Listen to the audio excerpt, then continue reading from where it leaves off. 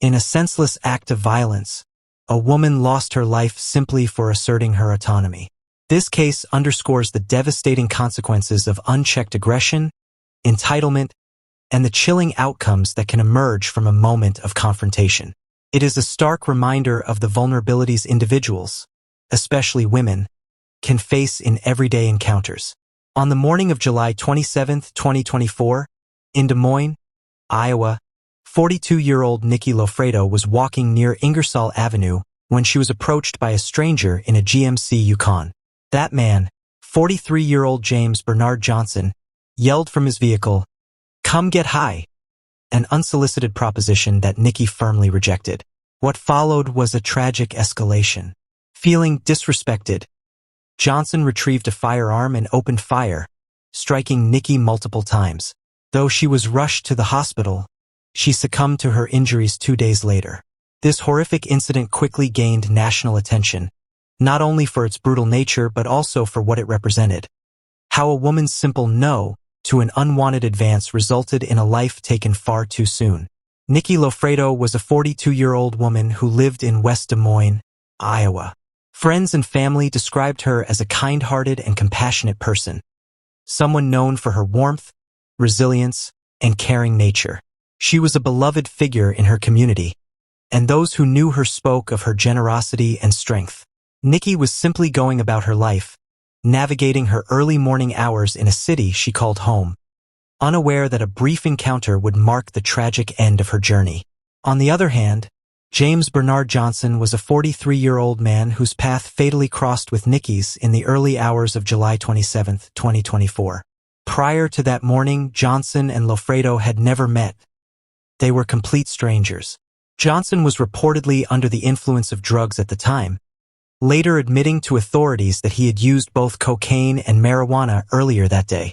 His actions were not only unprovoked but rooted in an impulsive and dangerous reaction to perceived rejection. This lack of any prior relationship between them only deepens the gravity of the crime. An innocent woman was targeted and ultimately killed by someone she had never even met, simply for exercising her right to decline an inappropriate approach. Welcome to LAT True Crime Stories, where we go beyond the headlines to examine real cases and extract valuable lessons that could save lives. Before we continue, I want you to take a moment to support us. Like this video to help spread awareness. Share it with someone you love, because conversations about safety and awareness can make a difference. Subscribe for more true crime deep dives and important social issues. Turn on the notification bell so you never miss an update. Now let's get back. In the early hours of July 27, 2024, the streets of Des Moines were still cloaked in darkness when a fatal encounter unfolded. At around 4 a.m., James Bernard Johnson was driving his GMC Yukon when he spotted Nikki Lofredo walking. According to reports, Johnson pulled up near her and made an unsolicited proposition.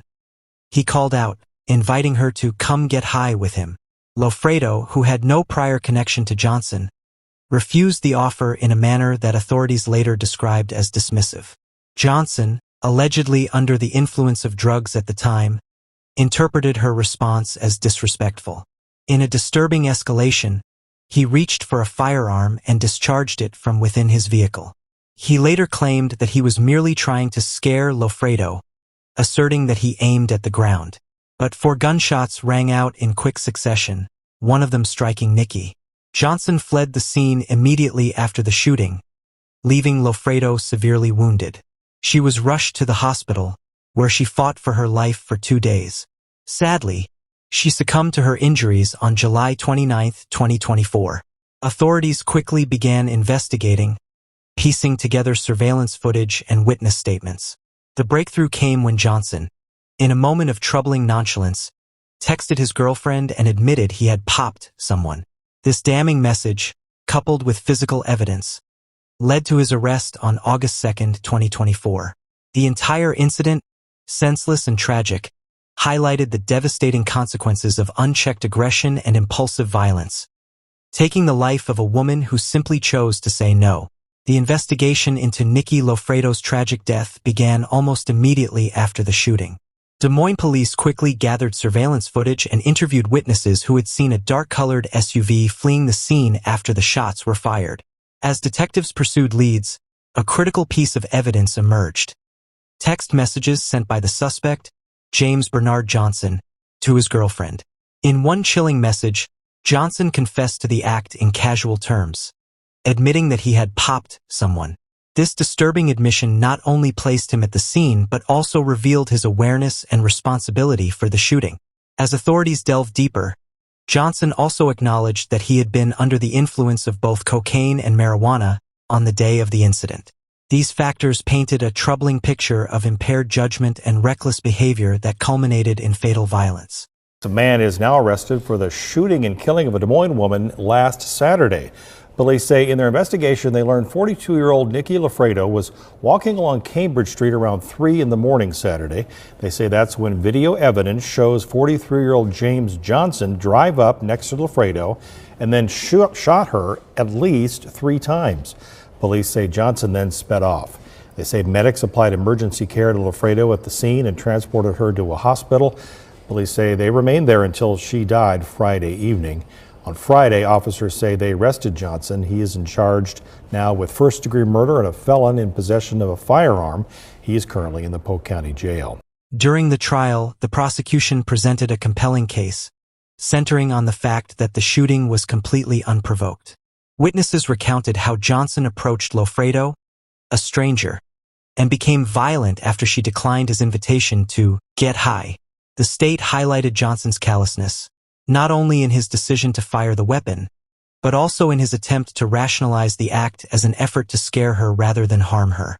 They stressed that even if Johnson had aimed at the ground, his decision to fire a gun in a populated area was grossly irresponsible and showed a blatant disregard for human life. Johnson's defense, meanwhile, attempted to portray the incident as a spontaneous, drug-influenced misjudgment rather than a calculated act of murder. He testified that he did not intend to kill Lafredo and insisted that he aimed low and acted out of frustration.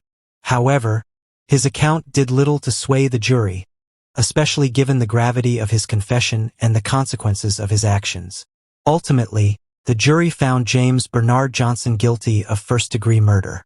The verdict was a reflection of the clear evidence of his intent, recklessness, and the fatal outcome of his actions. He was immediately taken into custody following the verdict. Sentencing is scheduled for June 20, 2025, where Johnson faces the prospect of life in prison, a fitting consequence for a violent act that claimed the life of a woman who simply wanted to be left alone. The tragic killing of Nikki Lafredo is not just a horrifying act of violence.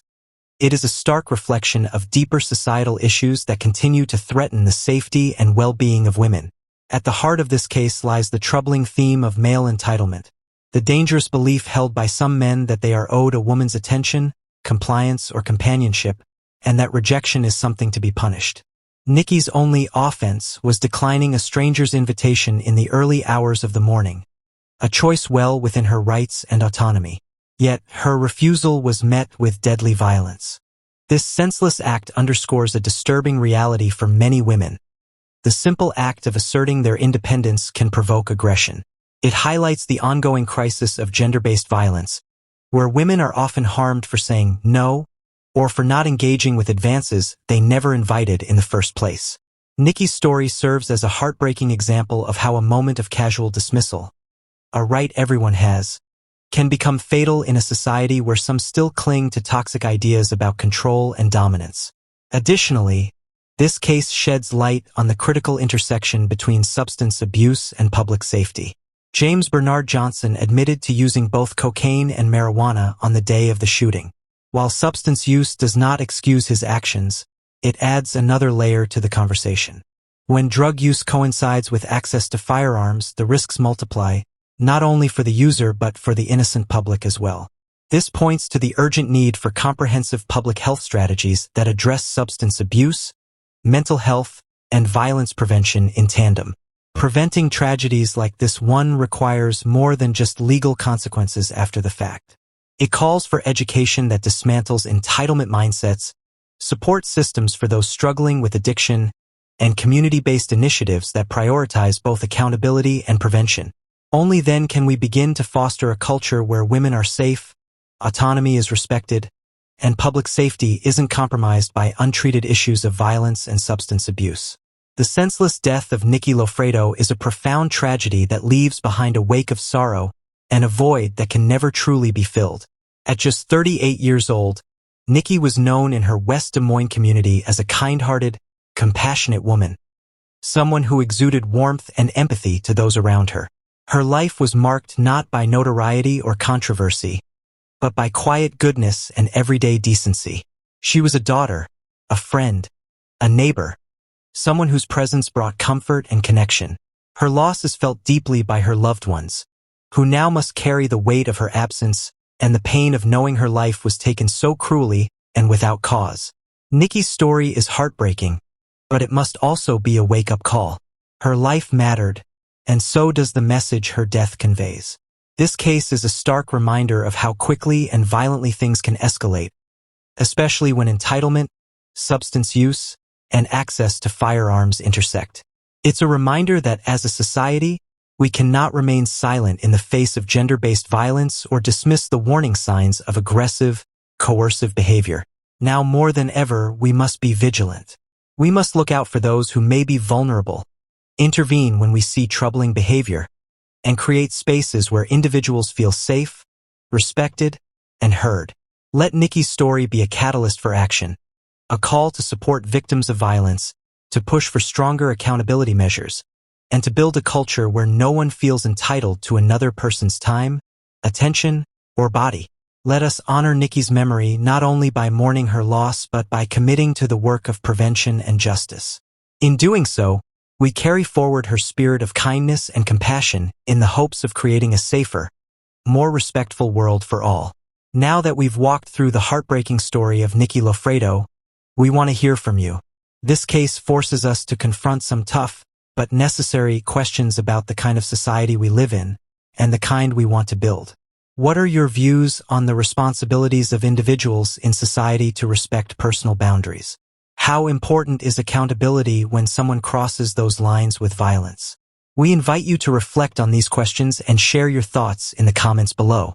Your perspective matters, and open, honest conversation is one of the first steps toward creating change. If you found this case compelling and believe in deep diving into true crime stories not just for intrigue, but for the important lessons they offer, make sure to subscribe to LAT True Crime Stories.